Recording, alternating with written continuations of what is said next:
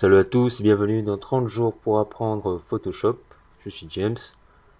Précédemment, dans le jour numéro 3, nous avons vu la navigation et le zoom sur une image. Donc vous avez pu voir comment avancer, comment vous déplacer sur une image. Aujourd'hui, dans le jour numéro 4, nous allons voir la barre d'outils et les différents outils qui la composent, ainsi que la façon de les utiliser. Donc, commençons sur Photoshop. Donc ici, j'ai une photo que j'ai importée. Voilà. Donc, ici, la barre d'outils, nous avons différents outils. Nous avons pu voir précédemment quelques outils, l'utilisation de quelques outils. Donc, nous allons commencer par le premier outil qui apparaît ici, donc l'outil rectangle de sélection, raccourci clavier M. Donc je vous invite à mémoriser un peu tous les raccourcis. Donc ici, le premier outil, on clique dessus. Donc, il permet de faire une sélection. Donc la sélection se fait au choix, comme ceci. Et donc ici, on a dans la barre d'options des options. Alors, donc en cochant ici sélection, donc ici ça correspond à la sélection unique, on fait une sélection unique. Donc ici on a la possibilité de faire une sélection, d'ajouter une sélection à la sélection précédente. Donc on peut faire divers sélections. Donc je précise que la sélection doit se faire uniquement sur un calque. Elle peut se faire sur des calques contenant des pixels ou des calques non pixelisés. Mais pour déplacer cette sélection, il faut que les calques contiennent des pixels. Voilà. On a la possibilité aussi d'enlever les sélections, donc par exemple comme ceci. Voilà. Donc je peux aussi ajouter la sélection à cette partie comme ceci. Et ici, l'intersection de sélection. Donc on a aussi la possibilité de passer le mode du calque, enfin le mode de la sélection sur propriété fixe et tout. Donc voilà, on verra ceci par la suite dans d'autres jours, et ainsi que le contour progressif. Donc, en restant par exemple sur la sélection unique, qui permet d'avoir une seule sélection, on peut passer vers la sélection en ajouter, donc c'est-à-dire ajouter une sélection en plus. Il vous suffit juste d'utiliser des touches du clavier telles que Shift ou Alt. Donc je fais ma sélection, je maintiens Shift enfoncé, on voit un plus qui apparaît à côté de la croix. Donc ça me permet d'ajouter une sélection. En maintenant Alt enfoncé, ça me permet d'enlever une sélection. Voilà. Donc pour utiliser ma sélection, par exemple, ici je suis sur un calque qui n'a pas de pixels. J'appuie sur V pour prendre mon outil de déplacement ici, que l'on a vu. Et je vois une paire de ciseaux qui apparaît. Donc je clique dessus et là immédiatement j'ai un message qui m'indique que mon calque n'a pas de pixels. Voilà, donc je dois chercher un endroit sur mon calque où il y a des pixels. En l'occurrence sur celui-ci il n'y a aucun pixel, donc je peux le désactiver, le supprimer. Et je me positionne ici, donc ici on voit la photo, et là j'ai tout plein de pixels. Donc, je vais peut-être mettre en vignette moyenne, voilà. Et là je peux effectuer un déplacement et tout. Comme ceci. On a aussi ici l'outil ellipse que l'on retrouve ici, raccourci M également, donc Shift M pour interchanger, voilà. Qui permet de faire une sélection de type ellipse, donc de faire en cercle, en rond. Donc plusieurs sélections du même type, c'est pareil. Donc pour faire une sélection de parfaite dimension circulaire, maintenez Shift enfoncé, cliquez et faites glisser. Pareil pour le carré, comme ceci. Donc il vous suffit juste de faire ceci, voilà, et vous avez une sélection. Donc pour désélectionner, tout simplement, allez ici dans l'onglet sélection, désélectionner, faites un CTRL D. Donc ici, maintenant, voyons l'outil lasso. L'outil lasso est aussi un outil de sélection. Donc ici, on n'a que des outils de sélection, comme on peut le voir. Donc j'ai parlé de différents groupes dans les vidéos précédentes. Voilà, l'outil de sélection lasso, il vous permet de faire une sélection à la main, à main levée, si on peut dire. Comme ceci. Donc il vous permet de faire une sélection. Voilà, il vous suffit juste de faire ceci. Hop, hop, hop, hop, hop, hop. Voilà. Comme ceci. Et voilà. Donc il s'agit essentiellement d'une sélection faite à la main. On peut également enlever cette sélection. Donc pareil que les autres outils, utiliser Shift ou Alt pour enlever. Comme ceci. Et utiliser l'outil de déplacement pour déplacer. CTRL D pour désélectionner. On a l'outil lasso polygonal aussi qui permet de faire des sélections un peu plus précises. Donc à chaque clic, on a un effet magnétique qui s'applique. Voilà, donc c'est une sélection un peu plus poussée. Donc ensuite, après avoir fait la sélection, il suffit juste de revenir au point de départ. On voit un petit rond qui apparaît, ce qui signifie que l'on ferme la sélection. Voilà. Aussi, on peut ajouter une sélection. Donc les outils de sélection sont identiques au niveau des raccourcis pour ajouter ou supprimer une sélection. Ici, on a l'outil baguette magique. Et donc l'outil baguette magique qui permet, entre autres raccourci W, de faire une sélection plus précise, enfin une sélection en fonction des tons de couleurs. Donc cet outil va chercher tous les tons, toutes les couleurs, toutes les luminosités, enfin tout ce qui concerne les tons, en l'occurrence gris, noir et blanc, et voir tout ce qui se rapproche. Donc en effectuant par exemple une sélection ici sur le noir, enfin sur le côté, il va me chercher tous les tons qui se rapprochent, et bien entendu on peut changer la tolérance. Donc en mettant la tolérance à 0, je vois que la sélection est différente, et en mettant la tolérance à 255, ça me prend tout, puisque voilà, je tolère tout. Donc je peux réduire et faire une tolérance un peu plus poussée. En réduisant, si je choisis ici, ça me fait notre sélection. J'ai l'outil de sélection rapide qui permet en fait, lui il va chercher, il va essayer de faire des formes, enfin de trouver des formes sur l'image, même si elle n'est pas en 3D. Donc des parties, voilà, donc ça marche beaucoup mieux cette sélection rapide sur des images de type vecteur ou des textes et tout. Pourquoi? Parce que c'est plus lisse, il y a moins de pixels. Il n'y a pas du tout de pixels plutôt sur les vecteurs. On a l'outil recadrage ici. Donc l'outil recadrage qui permet essentiellement d'effectuer un recadrage. Donc sur 16.6 il est différent. Enfin sur 16.5 et 16.6 il est légèrement différent aux versions antérieures. Donc toute la partie qui n'est pas grisée, c'est-à-dire tout autour, signifie qu'elle ne sera pas prise en compte. Donc il me suffit en fait de cliquer ici ou d'appuyer sur Entrée pour valider. Donc ici on a la possibilité dans la barre d'options de supprimer ou de garder les parties qui ne sont pas les parties grisées. Donc ici j'ai décoché supprimer les pixels rognés, je valide par OK. Ce qui me permet en fait en prenant l'outil de déplacement ici, raccourci V, de me déplacer toujours et j'ai toujours mon image de départ. Ensuite en prenant l'outil recadrage, raccourci C, je peux réadapter et tout. Donc si je supprime, bien entendu, si je coche cette case, je ne pourrai plus retourner. Donc je serai obligé de fermer ou de ne pas enregistrer ou faire un CTRL Z. On a aussi la possibilité d'adapter le format. Donc ici on a le choix entre la forme libre et tout. Donc je peux adapter aussi donc en carré. Par exemple, j'avais réalisé un tutoriel pour faire une image Instagram et tout. Voilà. Donc ici on a l'outil de correction, perspective, recadrage. Donc on verra ceci par la suite. Vous pouvez le voir seul également aussi. Un outil ici, l'outil de sélection pipette. Donc l'outil de sélection pipette, donc je vais revenir, je vais faire un comeback, voilà. La pipette, donc c'est un outil de sélection de couleurs en fait. Ici la couleur apparaît dans le premier plan. Donc si par exemple vous voulez peindre et tout, vous pouvez garder des couleurs, par exemple les cheveux ici, changer, je vais prendre couleur poitrine, voilà. Donc, les couleurs ne sont peut-être pas les mêmes par rapport aux vues à l'œil nu, mais bon, Photoshop n'est pas un dieu non plus, il faut dire, donc il fait le maximum pour récupérer les couleurs. Ici, donc on passe dans une autre catégorie. Ici, donc c'est en ce qui concerne la retouche et peindre et tout. Donc ici, on a l'outil correcteur localisé, raccourci J, donc qui permet d'effectuer. Donc je vais juste augmenter un peu l'épaisseur pour que vous voyez. Donc ici dans la barre, tout ce qui concerne les pinceaux, les broches, les corrections et tout, on peut changer la taille en effectuant soit un clic droit ici sur l'image, soit en allant ici dans la barre d'options. Donc c'est à peu près les mêmes options. On peut changer l'angle, augmenter le pas. Donc le pas, c'est-à-dire l'espacement qu'il y aura entre chaque coup de pinceau et autres, l'épaisseur, la taille, entre autres, et la dureté du pinceau. Voilà, donc je peux faire une correction, donc comme ceci.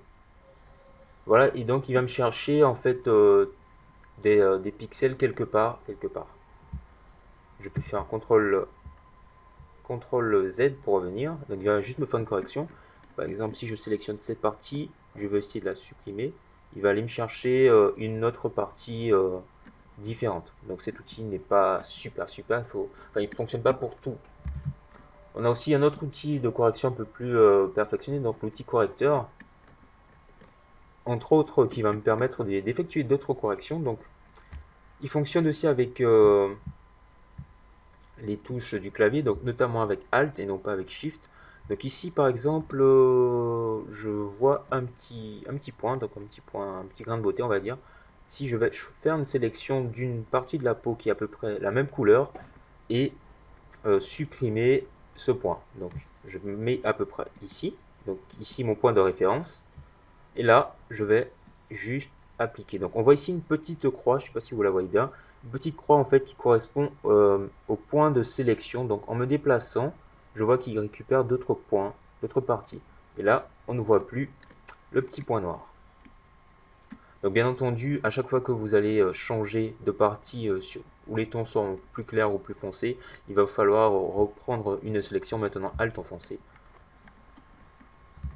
Je peux aussi effectuer une sélection de ce type. Donc par exemple, si je veux masquer le tatouage ici, je prends ici juste à côté et je commence à masquer le tatou. C'est très intéressant. J'ai aussi l'outil pièce, donc qui permet de faire une sélection assez rapide et supprimer voilà ce que je veux pas. Donc je peux faire une sélection par destination, une sélection source en regardant dans les options. Ici, je vais juste voilà, je peux le déplacer donc pour dupliquer ou également remplacer. Donc je vais essayer de remplacer comme ceci et là je vois que ça se remplace. Donc trouver une couleur à peu près et tout. Donc on a aussi sur C6 l'outil de déplacement basé sur le contenu, ce qui me permettra en fait ici, donc j'ai deux modes dans les options, soit déplacer mon contenu, voilà, soit déplacer mon contenu, donc notamment faire ceci et par exemple le déplacer, le mettre là, voilà, donc c'est pas super sur certaines images, il faut savoir l'utiliser. Soit je peux étendre mon contenu, c'est-à-dire le dupliquer. Donc je vous laisserai le soin de voir tout ceci. Donc ici on a l'outil pinceau raccourci B, donc on a le pinceau, le crayon et d'autres couleurs. Donc on a notamment aussi pinceau pour la 3D que l'on retrouve ici aussi. Donc l'outil pinceau, on peut aussi gérer l'opacité du pinceau, le flux. Donc l'opacité bien sûr, je prends un pinceau de cette taille. Voilà. Donc pinceau comme ceci.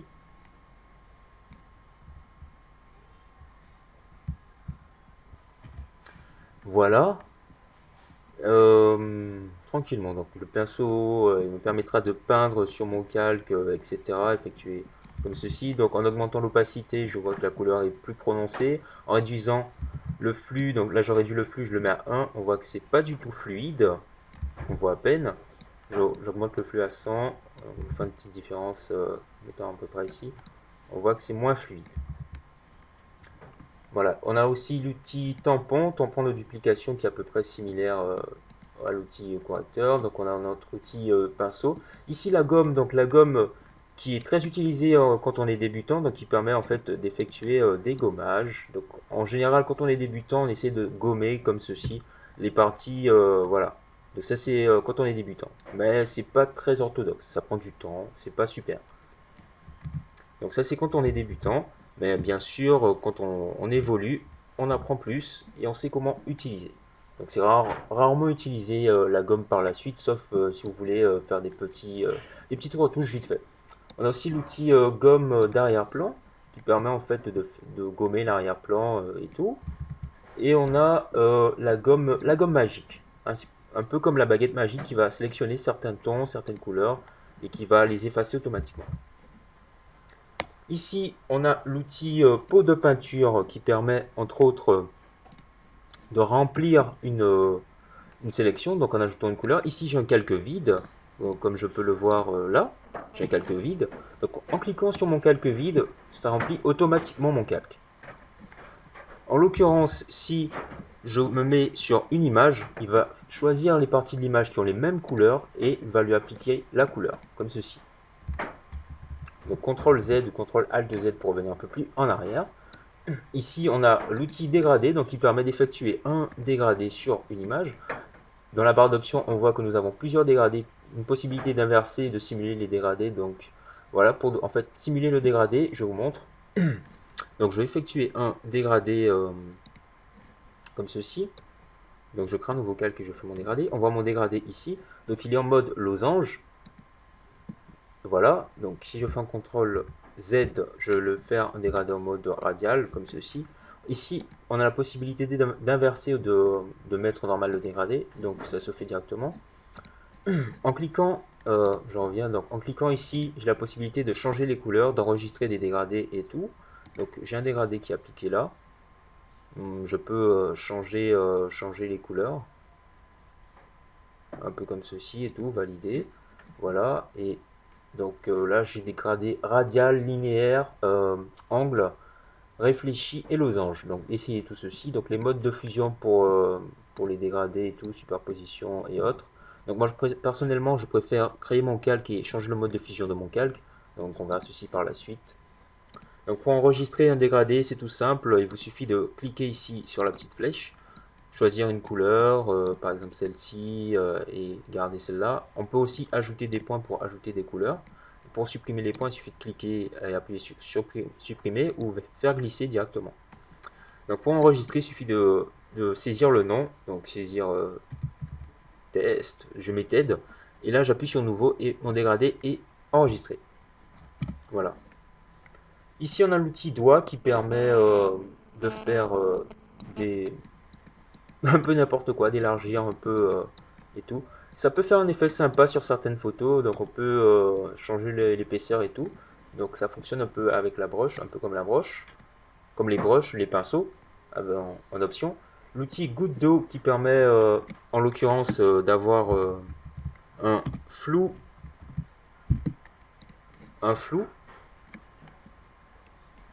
comme ceci. Donc je vois un flou qui apparaît. Ce qui peut permettre de mettre en valeur certaines parties et tout. Donc si on veut faire un flou personnalisé. Nous avons également l'outil netteté qui permet d'accentuer certaines parties. Donc évitez quand même de trop l'utiliser, ça ne fait pas sympathique. Donc maintenant nous allons voir l'outil de densité. L'outil de densité ici, raccourci O qui permet d'accentuer les parties plus sombres ou les parties plus claires d'un modèle. Donc ici, donc, densité couleur moins va entre autres éclaircir les parties qui sont un peu plus foncées. Donc on a des options. Donc ici, en allant sur les tons foncés, on va éclaircir les parties plus foncées, tons clairs, et éclaircir les parties plus claires. Donc notamment sur les modèles, donc ici on passe sur densité couleur moins, en cliquant Shift et raccourci O. Donc notamment sur les modèles qui sont plus pâles à cause de la couleur ou plus pâles de nature, on va effectuer des petits changements. Donc on peut réduire l'exposition pour travailler un peu moins et tout. Voilà. Donc on peut aussi jouer pour faire un make-up, éclaircir, enfin assombrir un peu les yeux et tout ça. On va passer maintenant à une autre catégorie qui concerne entre autres les petits vecteurs et tout. Donc on va passer vite fait sur l'outil plume qui permet entre autres d'effectuer des... On peut faire des formes ou faire des tracés. Voilà, on verra ceci un peu par la suite. C'est un peu plus poussé aussi. Donc le texte, tout simple, le texte ici, en cliquant ici, raccourcité, nous permet d'écrire un texte. Donc dans la barre d'options, nous avons la possibilité de changer la police, changer la taille, changer le placement des paragraphes, si on veut l'aligner sur la gauche, le milieu ou la droite, changer la couleur également, et changer la forme du texte. Donc je tape test. Je prends l'outil de déplacement raccourci pour placer mon texte. Et donc, raccourci T, si je peux changer la couleur et changer, transformer mon texte. Donc il faut enlever le faux gras ou faire des choses comme ça. Donc c'est un peu embêtant je trouve à chaque fois de reprendre l'outil texte. Donc moi en l'occurrence j'utilise plutôt ici caractère, donc qui se trouve ici, que vous pouvez amener directement à partir de l'onglet fenêtre et je fais mes changements après avoir saisi mon texte, tout ça. Voilà. Pour effectuer les changements, il faut que votre calque soit sélectionné et tout, donc changer la taille, la police, etc. Voilà. Donc ici on a l'outil de sélection de points de tracé. Donc lorsqu'on a effectué des tracés avec la plume, je vous invite à essayer tout ceci. Donc c'est un peu plus complexe, ça prendra un peu plus de temps à expliquer, on verra cela par la suite. Ici l'outil rectangle pour effectuer des formes. Donc on peut effectuer des formes, ajouter un contour aux formes, ce qui était pas vraiment possible dans les versions précédentes, avant la CS6. Donc si vous n'avez pas, il suffit en fait d'aller dans le style de calque et d'ajouter un contour, mais ça c'est différent. Voilà, on peut on peut faire des rectangles, ajouter des rectangles, des ellipses, pardon, c'est raccourci, voilà, ajouter des ellipses, faire des ronds et tout. Donc ça fonctionne de la même façon que l'outil de sélection pour faire des formes de parfaite dimension. On peut aussi, donc pour les formes, on a tracé, choisir soit tracé, soit pixel. Voilà, choisir le type de contour. Si par exemple ici, donc ici je mets un contour en vert, là je vais mettre des pointillés et je mets 3 pixels. Donc j'ai des pointillés tout autour. Aussi, je peux faire donc il y a différentes formes, et il y a des formes personnalisées aussi ici, que l'on retrouve là. Donc j'ai un choix de forme par défaut dans Photoshop, il suffit de cliquer ici, de choisir les formes, donc appuyer sur toutes et autres. Donc je peux faire toutes les formes que je veux, choisir la taille, et j'effectue mes formes comme ceci. Tout simplement. Et donc les autres outils, nous les avons vus, voilà, tranquillement. Donc vous avez vu à peu près comment utiliser tous les outils. Je vous invite à revoir un peu tout ceci et à voir ce que je n'ai pas montré et à poser des questions. Voilà, donc la vidéo touche à sa fin. Vous avez pu voir comment utiliser tous ces outils. Vous avez vu des exemples et d'autres choses assez intéressantes. Je vous invite à effectuer de nombreux tests et surtout à mémoriser les raccourcis pour aller beaucoup plus vite et à faire des recherches aussi. Poser des questions et faites des recherches quand même sur Google pour savoir un peu mieux comment utiliser et régler quelques soucis. Ensuite, prochainement, nous allons voir la palette. Donc la palette, comment utiliser un peu mieux la palette sous Photoshop dans le jour numéro 5. Donc, merci d'avoir regardé, restez connectés et peace out.